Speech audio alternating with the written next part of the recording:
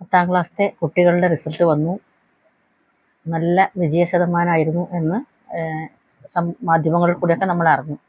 ഒരുപാട് സ്കൂളുകളിലൊക്കെ 100% വിജയം, പിന്നെ എത്രയോ കുട്ടികൾക്ക് ഡിസ്റ്റിങ്ഷനും A+ ഒക്കെ കിട്ടുന്നു. എല്ലാവരും എത്ര A+ കിട്ടുന്നുണ്ട് എന്നുള്ളതാണ് നോക്കിക്കൊണ്ടിരിക്കുന്നത്. ഒരുപാട് അമ്മമാരും അച്ഛന്മാരൊക്കെ അവരവരുടെ മക്കൾക്ക് ഒരു നല്ല പെർസെൻറ്റേജ് കിട്ടി, നല്ല A+ കിട്ടിക്കഴിഞ്ഞാൽ, ഒരുപാട് A+ അല്ലെങ്കിൽ ഫുൾ A+ കിട്ടിക്കഴിഞ്ഞാൽ അവരുടെയൊക്കെ മാർക്ക് ലിസ്റ്റുകൾ A+ കിട്ടി എന്നുള്ള അത് കാണിക്കുന്ന ആ ഷീറ്റ് സ്റ്റാറ്റസായിട്ടും ഫേസ്ബുക്കിൽ പോസ്റ്റുകളായിട്ടും ഒക്കെ ഇട്ട് കണ്ടു. അപ്പോൾ ഞാൻ ഇങ്ങനെ കണ്ടപ്പം നല്ല കാര്യമാണ്, അവരുടെ ആ സന്തോഷത്തിൻ്റെ ആധിക്യത്തിലാണ് അവരത് ഇടുന്നെങ്കിലും ഞാനിങ്ങനെ ആലോചിക്കുകയായിരുന്നു, എന്താണ് അതിൻ്റെ പുറകിലത്തെ ആ ഒരു ഹാപ്പിനെസ് എന്ന് ആലോചിക്കുകയായിരുന്നു. നമ്മളുടെ മക്കൾ നന്നായിട്ട് പഠിച്ചു, നല്ല മാർക്ക് വാങ്ങി, അവർക്ക് ഭാവി 10th എന്ന് പറഞ്ഞാൽ ഒരു മൈൽ സ്റ്റോൺ അല്ലല്ലോ. അവിടം വരെ ഒരു പഠിപ്പിൻ്റെ ഘട്ടം കഴിഞ്ഞാൽ പിന്നെ 11th 12th അങ്ങനെ പോവുകയാണല്ലോ കുട്ടികളുടെ പഠിപ്പ്.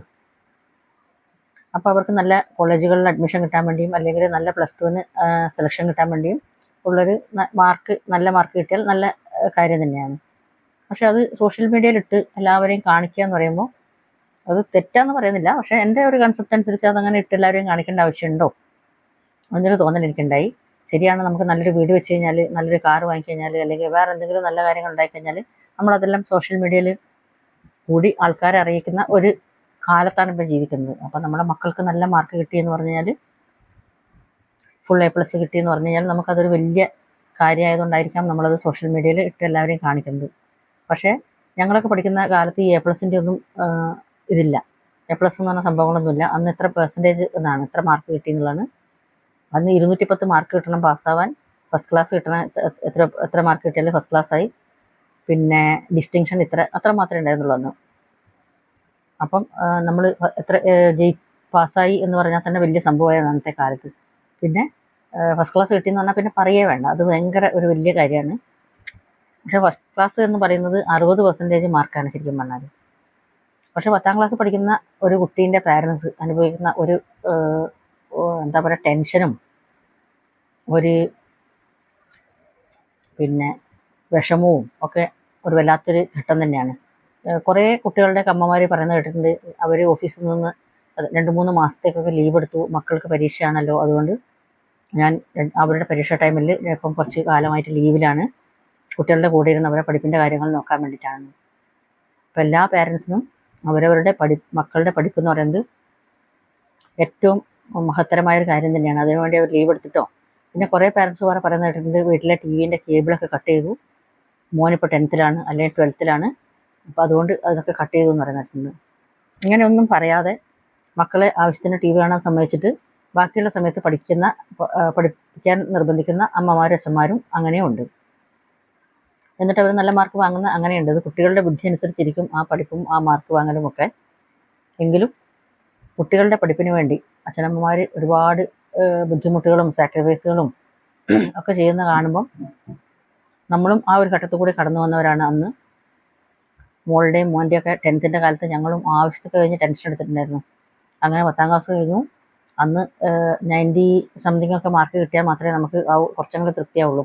80s ആയിപ്പോയാലൊക്കെ നമുക്ക് ഇത്രയും കുറഞ്ഞു പോയല്ലോ എന്നായിരുന്നു ഒരു സങ്കടം ഉണ്ടായിരുന്നു.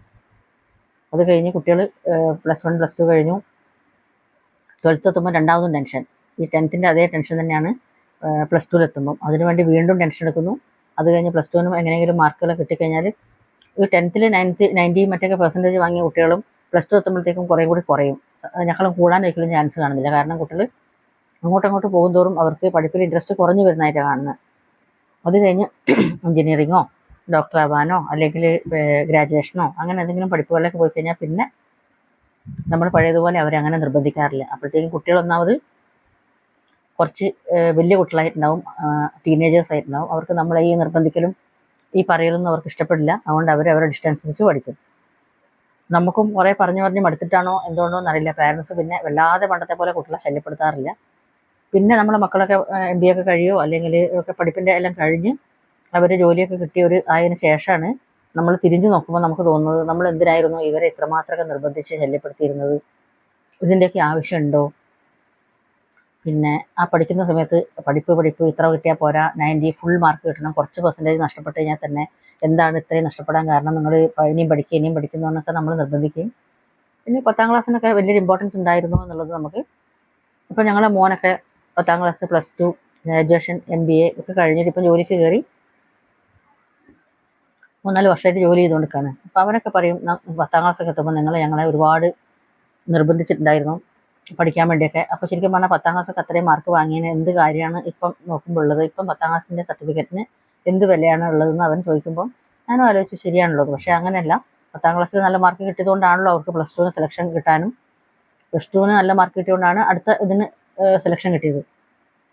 പക്ഷേ ഇതെല്ലാം കഴിഞ്ഞിട്ട് നമ്മൾ ലാസ്റ്റ് തിരിഞ്ഞു നോക്കുമ്പോൾ നമുക്ക് തോന്നുകയാണ് അന്ന് 10ാം ക്ലാസ്സാണ് ഏറ്റവും വലിയ സംഭവം എന്ന് പറഞ്ഞാൽ നമ്മുടെ കുട്ടികളെ നിർബന്ധിച്ച് ടെൻഷൻ അടുപ്പിച്ചൊക്കെ പഠിപ്പിച്ചത് അത്രേൻ്റെ ആവശ്യം ഉണ്ടായിരുന്നോ എന്ന് നമുക്ക് ഇപ്പം തോന്നുകയാണ്.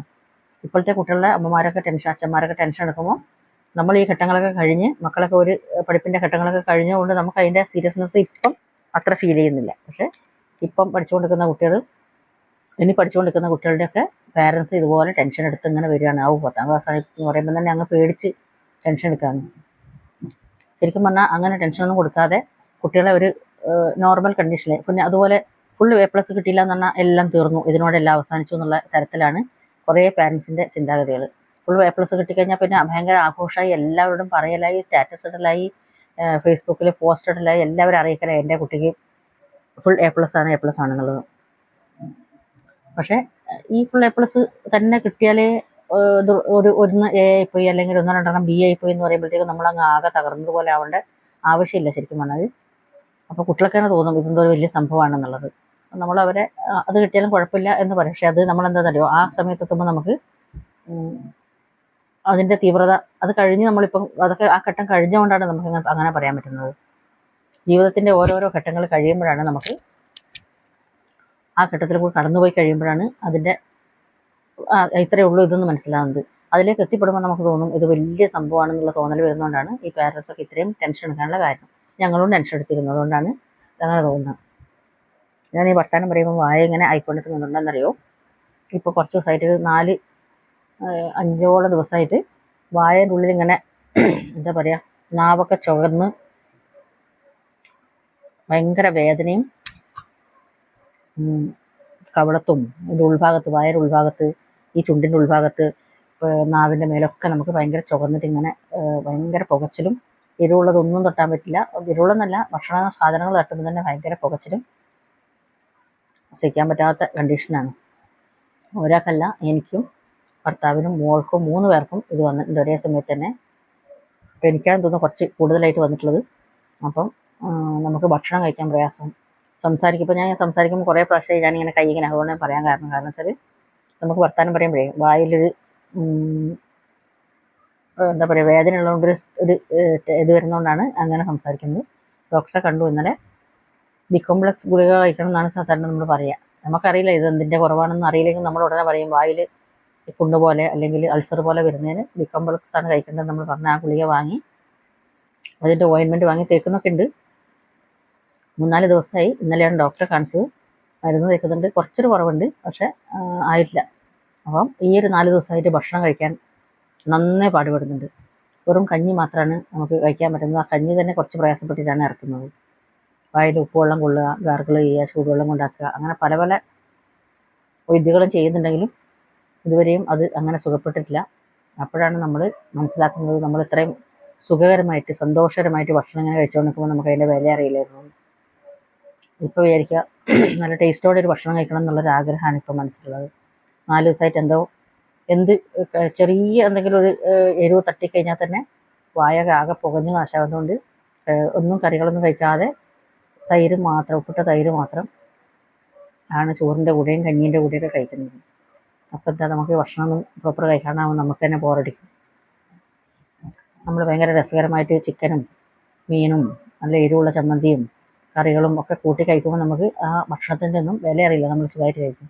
ഈ 4 ദിവസമായിട്ട് ഞാനിങ്ങനെ പറയായിരുന്നു, ഇതാണ് നമുക്ക് കഴിക്കാൻ പറ്റാതാകുമ്പോഴുള്ള ഒരു ഭക്ഷണത്തിൻ്റെ വില അറിയുന്നതെന്ന് പറയുന്നത്. എന്തായാലും തുടരെ മാറുമെന്ന് പ്രതീക്ഷിക്കുന്നു. അപ്പം വായിക്ക് സുഖമില്ലാതിട്ടും എന്നിങ്ങനെ സംസാരിക്കാമെന്ന് വിചാരിച്ചത്. ഈ ഫേസ്ബുക്കിലൊക്കെ ഇപ്പം ഇങ്ങനെ ഒരുപാട് A+കാരുടെയൊക്കെ ലിസ്റ്റ് കണ്ടപ്പോൾ വെറുതെ ഇങ്ങനെ പറഞ്ഞതാണ് കേട്ടോ.